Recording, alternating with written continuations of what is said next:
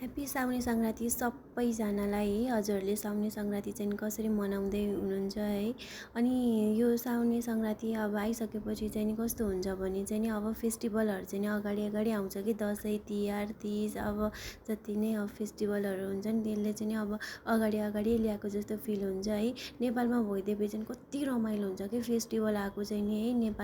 नेपालमा त जताततै हरियो पहेँलो रातोहरू मात्रै हुने क्या यो महिनामा त एकदम धेरै रमाइलो हुन्थ्यो कि म पनि पहिला है यस्तो अब साउन लाग्न साथै अब चुराहरू लगाउने मेहन्दीहरू लगाउने अनि साथीहरूसँग यसो घुम्न जाऊँ भनेर मन्दिर जाने त्यस्तो गर्थेँ कि अनि अहिले चाहिँ त्यो कुराहरूको कति धेरै याद आउँछ कि अब अनि यो चाड आउँदाखेरि चाहिँ नि मलाई कस्तो नरमाइलो फिल चाहिँ कुन टाइममा लाग्छ भने चाहिँ म चाहिँ घरको एउटै छोरी के अनि एउटै छोरी अनि त्यही पनि अब टाढा छु होइन। अब मम्मीले चाहिँ नि अब सबैजनाको छोरीहरू चाहिँ नि अब चाडबाड आउँदाखेरि चाहिँ नि माइत आउँछन्। मेरो त अब छैन टाढा छेस अब फोनबाटै हो कुरा गर्ने भन्नुहुन्छ कि त्यो टाइम चाहिँ नि मलाई कति धेरै नरमाइलो लाग्छ कि अब नजिक भइदिए भए पनि जाऊँ जस्तो लाग्छ है। अब टाढा छु अब वर्षमा म चाहिँ टाइम मिलाएर जसरी भए पनि वर्षमा एक फेरि चाहिँ जान्छु जान चाहिँ नि होइन।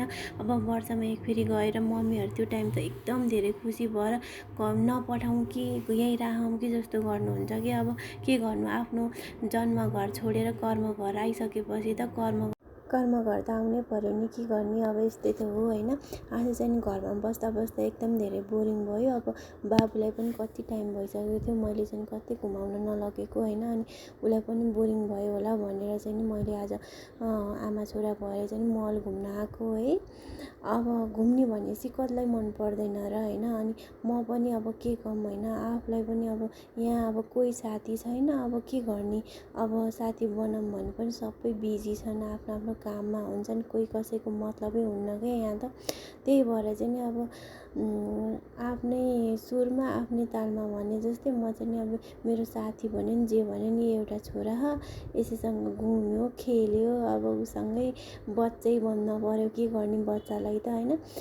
कतिपय मलाई माया गर्ने साथीहरूले एउटै क्वेसन गर्नुहुन्छ कि हजुर चाहिँ के गर्नुहुन्छ भन्नुहुन्छ कि मैले चाहिँ केही गर्दिनँ म चाहिँ नि हाउसवाइफ हो यही बच्चा हेर्ने घरहरू मेन्टेनेन्स राख्ने यही नै काम गर्छु। हाउसवाइफको कामहरू त हजुरहरूलाई थाहा नै छ है।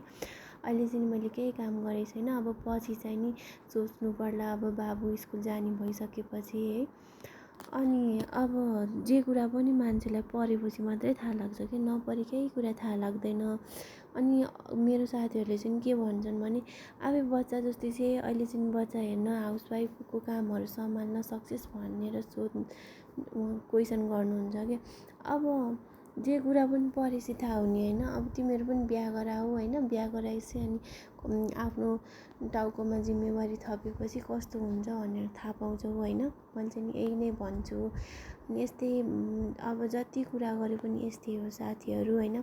अनि अब चाहिँ घर जानुपर्छ है बाबु भनेर चाहिँ नि मैले चाहिँ नि बाबुलाई यति धेरै मनाएँ उ त घरै आउनै नमान्ने क्या फेरि बाहिर निस्केर उसलाई खेल्ने ठाउँमा लगिदियो भने त घरै आउन नमान्ने होइन। बच्चाहरू अब यस्तै त हुन्छन् आऊ भन्छु मान्दैन बल्ल बल्ल फकाएर घर ल्याउने कोसिस गरेँ। अब बच्चा छ अब रात पर्न लागिसकेको थियो अब रातभरि त यहीँ बस्ने कुरा हुन्न जाम बाबु जाम भनेर बल्ल बल्ल फकाएर बल्ल मानिसकेपछि चाहिँ हामी घर फर्किन लागिसकेको छौँ होइन।